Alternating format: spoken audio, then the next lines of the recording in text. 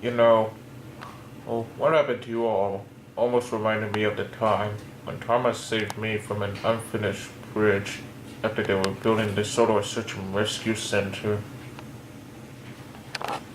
I was trying to prove that that diesels are better than steamies, and I took the flatbeds of Joby logs to the Solar Search and Rescue Center, but it went the wrong way and went over an unfinished bridge.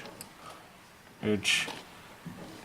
And I and one of, and car by car, the flatbeds of Joby logs fell below, and I was the only one left who was dangling from the bridge, and I wasn't smiling now. I tried to stay on the tracks, but I couldn't.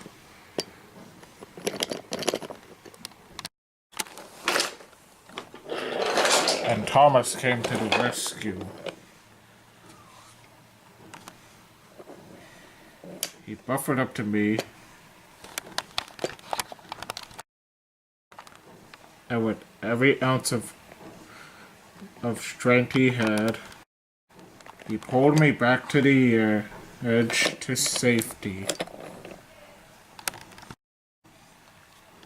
If it weren't for him saving me, I would have been swept away. And after he saved me, I started to realize that both steamies and diesels are better no matter what. I see. Mavis once told me that you, Ari, and Bert would stop fighting with Thomas and the rest of the other steam engines while we were trying to build the airport. Yeah, I was a little bit idiotic. Like, when I came back after I tricked Fergus into taking him and sending him to the scrapyards. Well, it's a good thing that you changed. Then Thomas arrived with some cars of oil for the diesels. Hey guys, what are you talking about? Oh, hello, Thomas. We're just talking about the events that almost happened to me, Ari, and Bert. I see. Then, as Ari and Bert saw the fuel tankers, they had a flashback. Hey Thomas, you remember the time when Salty brought us the wrong fuel for the both of us, Diesel and Mavis, and for himself too, and how you brought the new fuel for us? Yeah, good times. Meanwhile, Chris was taking the local service.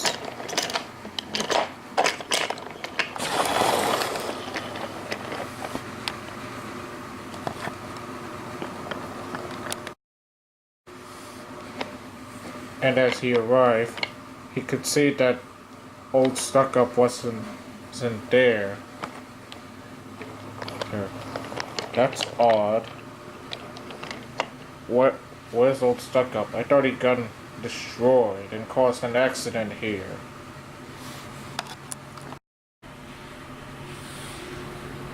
This is very odd.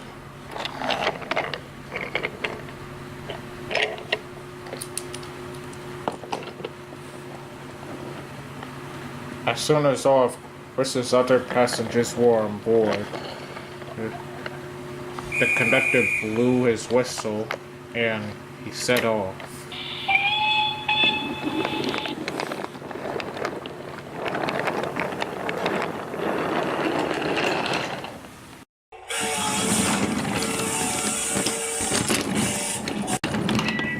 As old Stuck-Up was finished taking his train to Kelstrom, he went to go get another freight train from Vickerstown all the way to Titman.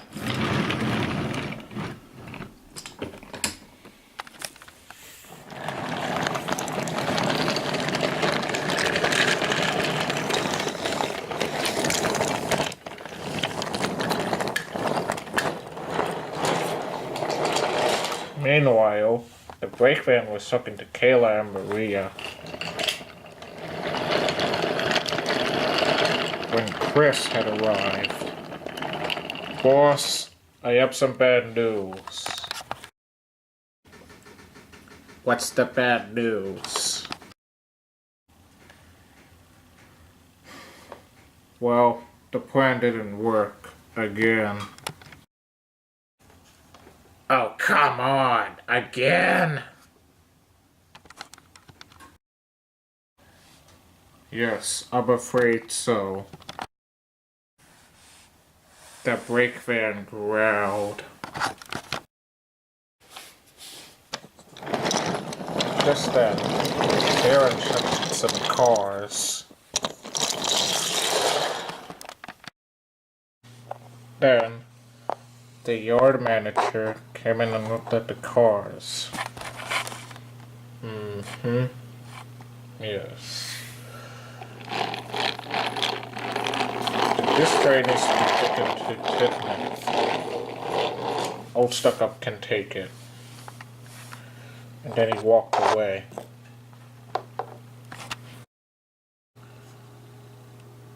As the brake van heard him, it gave him a real naughty idea.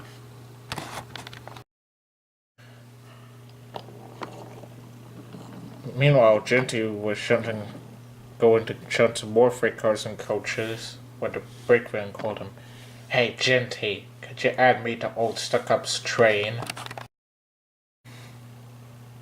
Genty was a bit confused.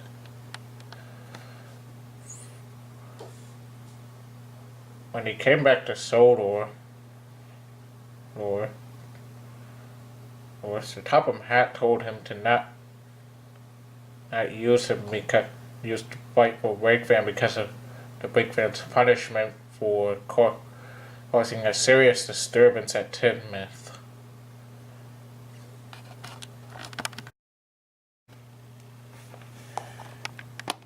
Sir Topham Hatt told me that I'm the only caboose available, so you're gonna have to add me to the train.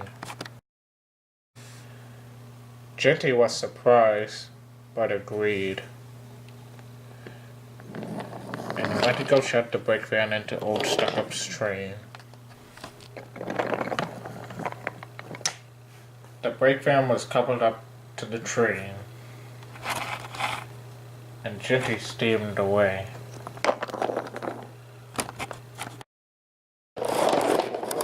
Old Stuck-Up then arrived to couple up to his train.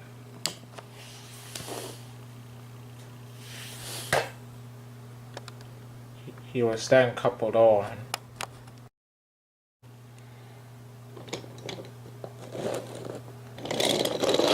Old Stuck-Up waited and waited.